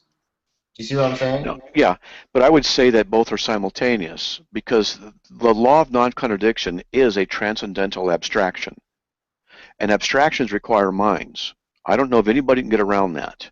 And if an abstraction requires a mind, it implies a theistic presupposition. So if there's an abstraction and there's a theistic connection to it, and if I'm misunderstanding something, which is possible, I'll dismiss the issue of misunderstanding. Let's just say there's an actual contradiction in my worldview based on my theistic understanding. Then my theistic understanding is incorrect. If I were to is incorrect. And if I were to abandon that particular issue that relates to theism, it doesn't negate theism because the abstractions of non-contradiction, LNC, is transcendental and it is an abstraction. And I cannot find any way to account for them other than a transcendental mind. So I would just have to adjust. Okay, so you're saying that you might be committed to, you're saying that your view of the transcendental argument or whatever is going to commit you to some type of theism no matter what. Yes. But you might be wrong about all your theistic beliefs. Is that what you're trying to say? No, I can't be wrong about all my theistic beliefs because if I'm going to presuppose that the law of non-contradiction is a transcendental abstraction, which I think is fair to say that it is, then I can't be wrong about that because it necessitates an abstract mind. Well, no, I mean Speaking. let's say it's Related particulars. Okay, so let's say you get to theism being true, right? And then like someone shows that like someone renders the problem of evil or something, right? I guess it would happen on a Calvinist worldview, but let's suppose that you're not a Calvinist, right? And so there's an option there, right? What you could do is you could give up the belief in God, or you could give up the belief that there is evil, right? Or you could say that God's not wholly good. Those are some options, right? So what I'm saying is that when you get confronted with an apparent contradiction, do you adjust your worldview accordingly, right? Do you just say that, well, like maybe I can't resolve this contradiction, so maybe God doesn't have these properties? You hold on one second. Sorry.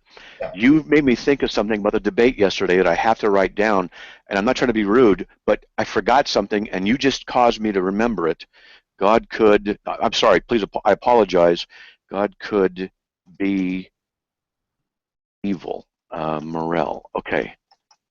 Said that. I apologize. You said something in the debate I was in yesterday with Jesse Morel. He actually made a statement which I was shocked at, that God could be a tyrant, but he chooses not to. God. Wow, it's like we're getting a view of Matt Slick's brain right now, and it's kind of scaring me. Okay. All right. I had to write that down because you just caused me to remember it, and it was a shock yesterday. Okay. I apologize for that, But but my yeah, brain would but just go in that direction. I had to. Okay. can I just put in my 2 cents of what's going back and forth here? Matt Slick, yes or no? Yeah. Have you ever found a contradiction in Scripture? Yes. You have. Yes. What was it? What was it? It had to do with. Look at my notes here so I can focus. Okay. Here we go. Here we go. Here we go. Okay. Good. When I was doing my section on the Bible difficulties, when I went into it, I had a list of contradictions that people had given. And so solved, solved, solved, solved, solved. One of them I could not solve. Don't ask me what it was, I forgot. But it had to do with the issue of a timeline with the fig tree and something like that, and Jesus cursing it and things like that. And I was not able to solve it. And it appeared to me to be a contradiction. Yeah, I know which one that is actually. Okay. It, And but I remember that was the only one I wasn't able to solve. But what I concluded was I don't have enough information. There must be something else going on in the text I'm just not aware of. And I said I need to research this later. And then, as usual, I get so stinking busy that things get pushed to the back shelf. So the it doesn't. issue the Go ahead. issue is one that you had with and this was actually discussed on a Bible Thumping Wingnut one night when you were not here. Was someone brought it up? There's one of the Gospels says for Jesus to bring tells the disciples to bring a staff and a cloak, and in one he says not to bring a staff. Right.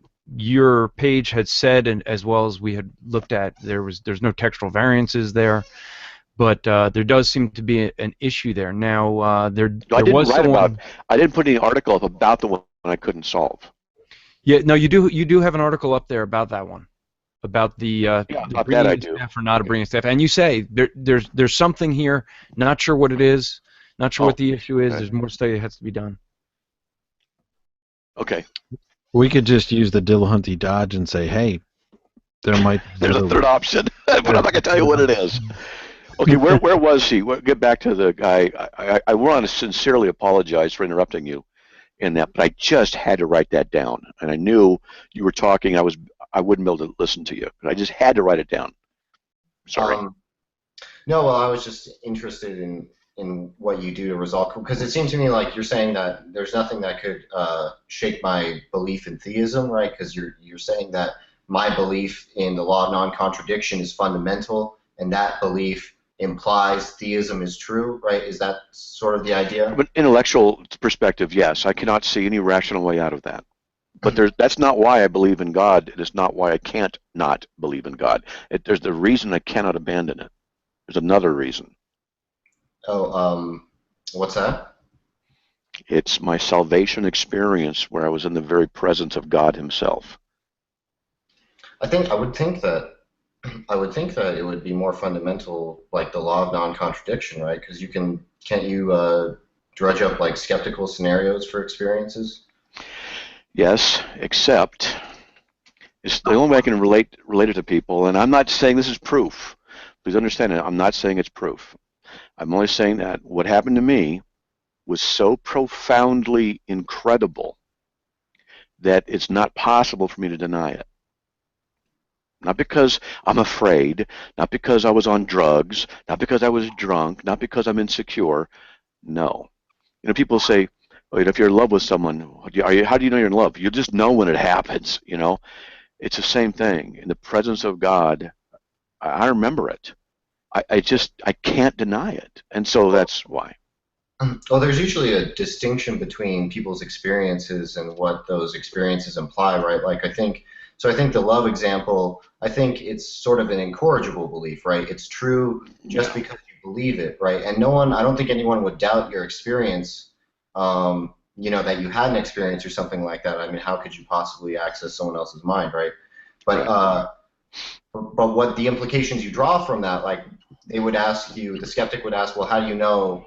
It's not like there's not like a super sophisticated race that can just toy with your brain and make you have these types of experiences, right? So That's why I would Well, think if they, that. people could postulate those kinds of things, and if there's some race out there in an eighth dimension that did this to me, well, then demonstrate that that's the case. But you see, we don't, as a Christian, I try not to get into, and I'm not going to, what you offered, I'll just categorize those kinds of arguments as ridiculous arguments that some atheists will give me.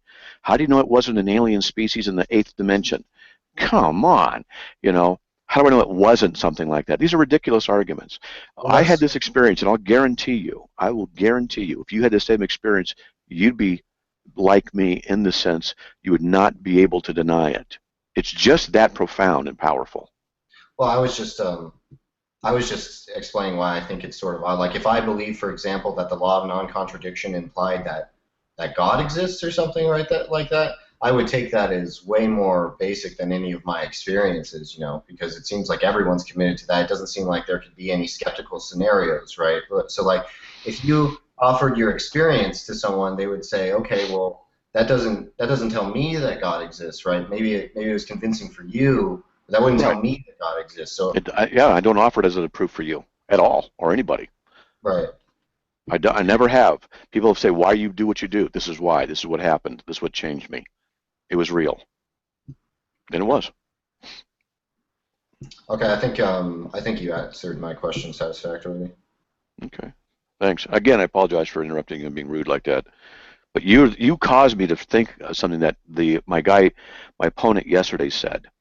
And he said that God could be a tyrant if he chose to. He just chooses not to. And it was a really important point that I needed to address. And thanks for reminding me of that. I want to go catch dinner. I'll talk to you later, Tim. Have a good evening, Matt. Thanks for joining us. Hey.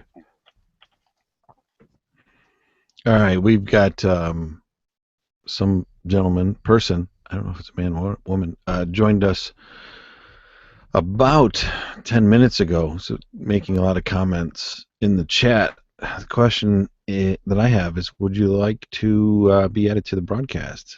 So let me go ahead. So we just had another person that joined the group here. Chad was another one, Matt, that was faithfully defending you in the chat of the hangout or the chat of the debate yesterday. Yeah, that was an interesting debate, wasn't it? Let's see, interesting. I don't know if that's the word I would use for it. I don't know if there's really any real winner in that debate. I think the winner comes out in cross-examination. Well, okay, so let's do this. Let me ask you this. One of the tactics that I picked up on, and you mentioned it afterwards when you're in the airport, Jesse did a tactic that you picked up on. I don't know if others did, and maybe you could explain why people might use this tactic. You were going through giving a scripture verse, explaining its meaning, exegeting it, and trying to explain why that supports your view. And what he was doing was making a statement and giving a long list of citations, and then every once in a while he'd give a quotation. Without quoting them. Quoting it, right. Yeah. Well, sometimes he'd quote it, lots of did, times yeah. just citing it, and there were only maybe 2 or 3 that he actually exegeted. Why do people do that? Why do they sit there and just say, well, here's a statement, the Bible says this, and they give this long citation as if that's enough proof? Well, he does that in the book, his book, and I took time to analyze a few of the verses he listed supporting some of the arguments he made, and the verses didn't do it. Sometimes they did, but a lot of times they had nothing to do with what was going on, and he was just inferring things that weren't there. So when someone, generally speaking, just throws out 15 verses without quoting them or referencing them, that's generally a weak argument. And so what I did in my debate when I opened up is I read my statement. I'm going to put that statement up on CARM, and I went to everything I wrote. I'm going to put up there. But what I said was, for example, the Bible tells us that the unbeliever's heart is desperately wicked and deceitful, cannot be trusted. Jeremiah 17:9. 1 Corinthians 2:14 says the natural man cannot receive the things of God. Romans 6:14 through 20 says that the unbeliever is a slave of sin. Romans 3:10 and 12 says the unbeliever can do no good, doesn't seek for God. So that's what I did. That's different than saying, well, the Bible says man has free will. Just go to these verses, John 3:16, John 3:17, 28, 25. It doesn't do anything to just cite them.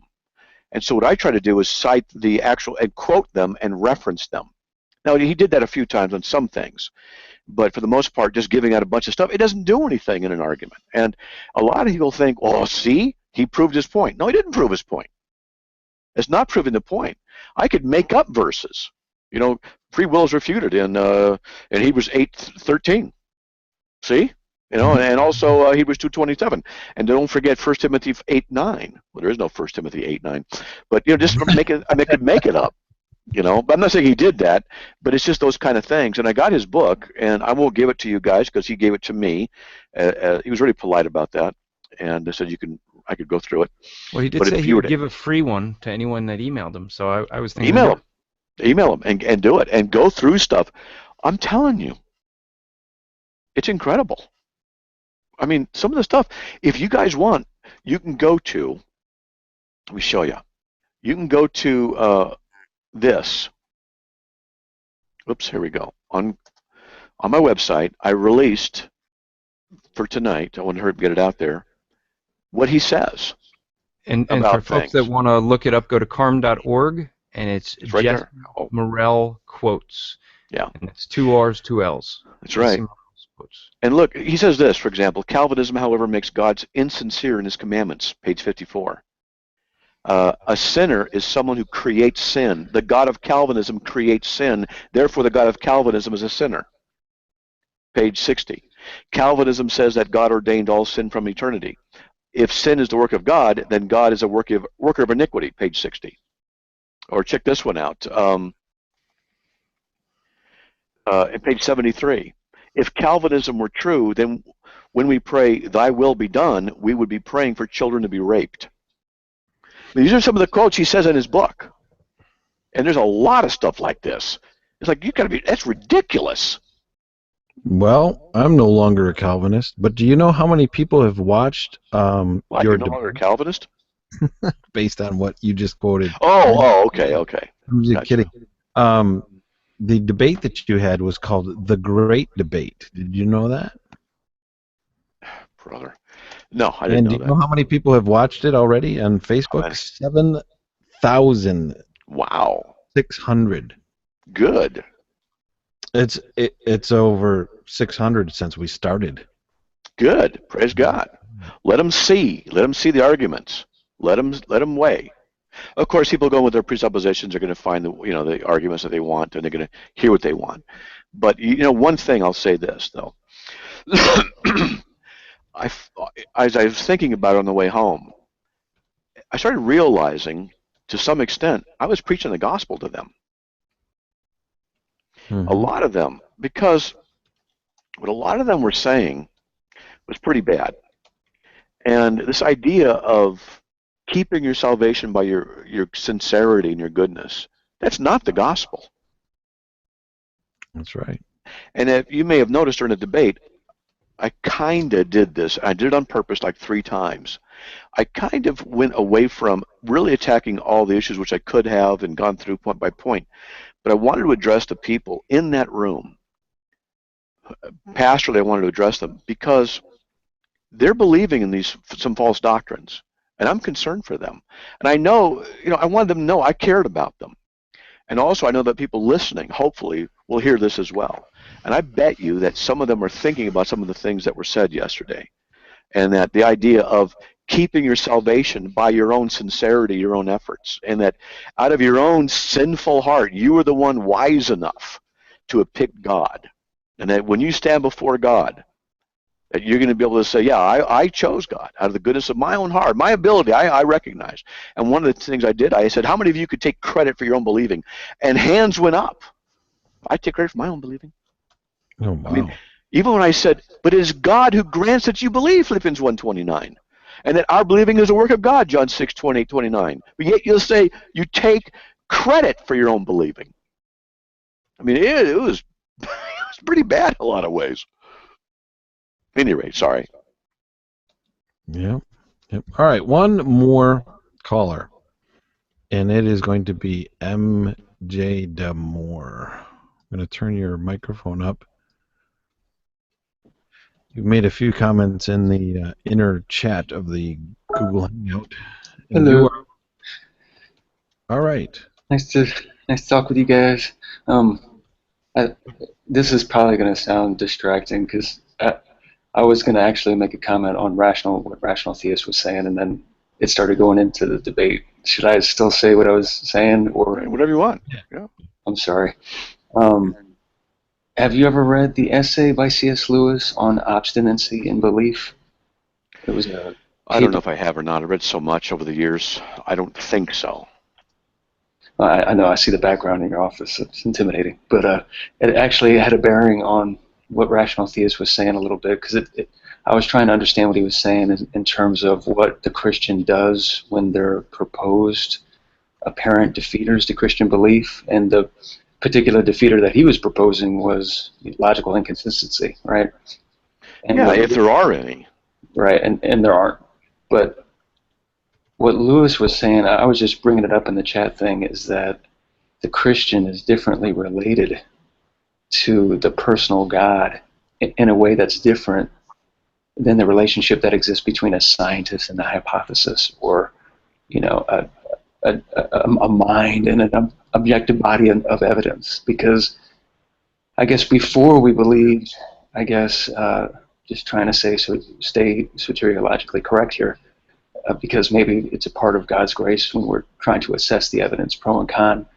Maybe we are granted faith on the basis of considerations of evidence, and that's probably like a prevenient kind of thing that goes on. But after we make the commitment to actually follow God in this relationship, we're no longer related to God as a scientist is related to a hypothesis.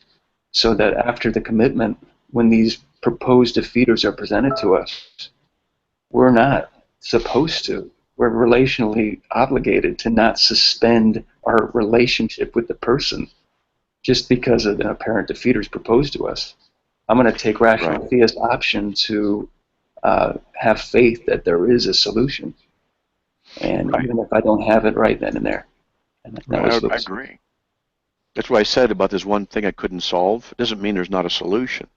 When you see a consistent manner of solutions that are offered, and you see that there's certain presuppositions that work very well and are internally consistent and are consistent with Christianity and vice versa, you realize that to abandon that whole corpus of rationality is to give up rationality itself. Just because a single issue comes up that's difficult to solve doesn't mean that the whole is wrong. The fallacy of division, I think, or composition, I think it is. And rationality doesn't seem to me to be even sufficient. Like, let's say somebody is proposing a defeater and it sounds sound. It sounds logical. And they want to stay committed to Christ anyway. Are they flouting any epistemic duties? Lewis would say no. I mean, after you do the commitment to the person thing, it's almost like when people are mounting evidence for the infidelity of your wife, and you're like, no, my wife isn't like that. I'm not going to believe the evidence. Right. Unless it's just so overwhelming, she confesses something, which would never happen with Christ in us, But it's just, I don't think we're being irrational ever after we make the commitment to follow Christ in the relationship. He calls it the logic of human relationships instead of the logic that exists between a scientist and a hypothesis, some kind of lifeless, objective relation between a mind and a body of evidence. Yeah, I have to check that out. I like that. But you reminded me of something. I was discussing something. I was trying to something new I worked on last week about why. I'm trying to think if it even relates to what you're talking about. I think it does a little bit, but why we ought to believe certain things. And 2 + 2 is 4, or someone says 2 + 2 is 5. We know that one is true. Ought we believe one over the other? That's an interesting question. What ought we do? Ought we believe what is true, or ought we not believe what is true, or is there a matter to it? Well, yes, we ought to believe what is true, but is it a moral ought if we're going to believe 2 + 2 is 4? I think we make the case that ultimately it is a moral thing. Ultimately, but it could be. What's that? I was just going to say I thought about that too, and J.P. Moreland actually writes about this, Christian philosopher over at Talbot. Mm-hmm. He thinks there is a normativity to it, but it's an epistemic ought, not a moral ought. Right. But either way, there's an ought. I think it could become moral. Because if truth is what it is, and truth is a conception, and there's universal truths, universal mind, we ought to believe what the universal mind says, that being God, therefore we ought to believe morally what is true. I think there's a connection there. But nevertheless, it's an epistemic ought. But is that of any value to say we epistemically should believe 2 + 2 is 4? Because, why? For practical reasons, and we get into pragmatism. Because if you want to add your gallons to your milk, whatever you want to do, and 2 + 2 is 5, you have a problem. Well, so what if it overspills or whatever? Who cares? What's the ought that we ought to believe in? And that's what I thought was interesting. And I think that the ultimate answer is because that truth, 2 + 2 = 4, comes from God, and it's His truth, and therefore we ought to believe it. And that's a moral truth. So I believe all truth ultimately is a moral issue. Have you read Clifford's essay on the ethics of belief? Nope. He actually thought it was a moral ought. Like if we didn't follow the evidence in every belief that we have, we're being immoral. And William James actually wrote an essay in rebuttal to that called The Will to Believe. So they would agree with you that there is a normativity in terms of morals with the oughtness between what we believe and the evidence for that we have. I haven't read those guys. It's just things that I've been thinking. I'm like, you ought to. Yeah. Yeah, definitely. I think the Christian motivation would be stronger than Clifford's, though. Clifford was not a Christian. So. Oh, okay. So then we have the transcendental problem. You and I could have some interesting conversations because I can tell you know things I don't know, and you've read articles I haven't read. You could probably steer me in the direction of some interesting material. Oh, yeah, whenever you want. I'm flattered that you'd ask me that. But thanks. I've been reading you since I was 12. I'm 33 now. So. Oh heck, man, dude! People teach me things all the time. I just steal what they say. That's why I sound smart sometimes. Yeah, I once said demons of a feather flock together and Matt stole it. You liar! You man! Golly! Okay, for the record, Matt said it at a time when he did not have internet, so I quickly went to Facebook, put it up there so that I could have documented that I. He said it first. That's right. I've documented that I've said it first. Matt said it first. Yeah, I forgot I even said it. You're the one who told me. You said this. I go, oh, that's right. So you could have claimed it for yourself. But you're too much of a man of integrity, so I know you're joking around, but it's fun. But anyway, yeah, those conversations. In fact, one of the conversations that I've been having with myself, so to speak, lately, off and on over the past year, is why does math work? Why does math work? Why does it properly relate to actuality? Why is it when you have 2 blocks and you have 2 more blocks that you have 4 blocks? Well, we would say that's because, Matt, that's so stupid, because 2 + 2 is 4. No, you don't get it. Why does the actuality of 2 plus the actuality of 2 equal the actuality of 4? Why is it would get more sophisticated that Einstein could use chalk on a chalkboard using concepts and principles, and then make physical predictions about relativity, and they're verified as being true? Why is it? Huh?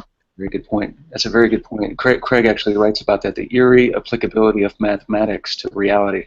And why is it that the language of mathematics has this eerie sort of correspondence with the structure of reality itself, such that these equations, like the Maxwell electrodynamic equations and things like that, mirror the structure of reality such that we can make these predictions, what accounts for that correspondence. And it's actually being proposed as a potential argument for God's existence. I think it is. Yeah. I absolutely think it is. Because I've heard, and I'm just bits and pieces, I think about these things. I've heard on the quanta level, some quantum physicists have implied that thought and awareness is necessary for existence of things in certain levels of quanta. Yep. And you've heard that too. Yeah, that some sort of thought is necessary to collapse the wave function so that you have reality itself. Exactly. So who's the thinker? The thinker. I think that the thinker is the one who is logically absolute in his mind, God, and he's the one who's related actuality to his thought, his conceptual actuality, and that's why they relate properly. And it's kind of an ironic confirmation of the subjective idealist George Berkeley, who said that to be is to be perceived. Dude, you got to talk, because, see, I think these things, I don't know if anybody else has thought them. I don't know if they've written about them. I'd love to be able to read some of these things to people who are smart and have thought these things through. And I go, oh, that makes sense. Because, I need to learn these things better. But I'm fascinated by the thing of, well, why does E equals MC squared work? Exactly. Why does it work? Oh, because it's just a lucky guess? Nope. Yeah. All right. Well, let me invite you to come back another night. Yeah, dude. Please. So, gonna wrap up this episode of the Bible Thumping Wingnut podcast. There is an after show. It's going to be right here on the same YouTube channel, BibleThumpingWingnut.com YouTube channel. The guys at the Council of Google Plus are going to take over. The Council of Google Plus is different than a Bible Thumping Wingnut podcast. If you want to know how different, go ahead and watch last Sunday night's. It's somewhat of a wild, wild west. Not moderated as strongly as the Bible Thumping Wingnut podcast is. The Bible Thumping Wingnut podcast stays. We try to stay focused and organized, and the after show is an after show. And the Google Plus guys, what they do is it's different than what we do. But they do it right. They do it right for an after show. They do it right for an after show, and people need to realize that, because last week there was a little bit of confusion. We thought Matt Slick was going to join, but he was unable to do so, and we had a Council of Google Plus after show as kind of like the Bible Thumping Wingnut show. And people were kind of, what is going on here? Well, what it is an after show, and guys get together and they debate and they allow people to speak and interrupt each other, and it's sometimes very unmoderated. And because of that, the conversation in some ways is more interesting, but at the same time, it's somewhat, I don't know, frustrating to some people. Let's just say that. Love the Council of Google Plus. Good guys, a lot of wonderful, very smart, very knowledgeable, godly men who engage in debate and except for the guys that said you were really smart. Yeah. So that's the after show. It's good. It's worth watching. Worth listening to. On Mixler. I would encourage you, if you are listening on Mixler, follow us on Mixler. You'll get an email, I think, every time we go live. I'm going to stop Mixler. This is the bad news. I won't be in the Council of Google Plus after show with Mixler, because Len Pettis and I will be recording another podcast this evening, so my computer can't do 14 things at once. So I won't be able to be in the Council of Google Plus broadcasting Mixler while I'm recording a podcast. So Mixler, you could stick around and maybe hear Len and I record another podcast, or you could wait for an hour and a half, and then I will kick up Mixler and go into the after show, and you'll be able to hear there. If you want to engage with Matt Slick, this is the place to do it. Everyone who entered the Google Hangout this evening, and most Sunday evenings, everyone who enters who wants to engage with Matt Slick has an opportunity to do that. All you got to do is join us. You don't have to email me and ask if you can join. Just join and indicate that you have a question on the inner chat, and you will be added and given an opportunity to ask a question or engage with Matt Slick. This is a place to do that. If you want to do somewhat of a formal debate, or you'd like to be the first person on because for whatever reason, you can email me, and we'll arrange for you to be the first person on if that's something you would really like to do. Otherwise, just join. The link to join is in the description of the video every Sunday evening. And like I said, everybody who asks, 9 times out of 10 you get on that same night. So open invitation. If you have something you disagree with, or you have a question, anything, join us here every Sunday evening, 8 p.m. Eastern Time. To support Matt Slick, go to carm.org. For more about Andrew Rappaport and Striving for Eternity, go to strivingforeternity.org. And, of course, BibleThumpingWingNet.com for more stuff about what I'm doing here on YouTube and podcast and Len Pettis and all that. Until next Sunday night, may God bless. Take care. And that's it. I see people. I should check the chat, see if anybody's saying anything important. Matt Slick, thanks for coming on. Matt Slick, are you going to the after show? Yeah, I thought I would. We got a little company. I'm gonna go downstairs and visit for a little bit. All right. We got a new foreign exchange student Friday, and so the person who takes care of all that is here. So I'll be doing that for a little bit, and I'll come back. But where's the link to the new the after chat thing? The link to the after show will be posted in the comment section of this video, and for those people who are in this Google Hangout, I'm sure somebody will post it on the inner chat. Okay. Yeah, we should drop it on the inner chat first.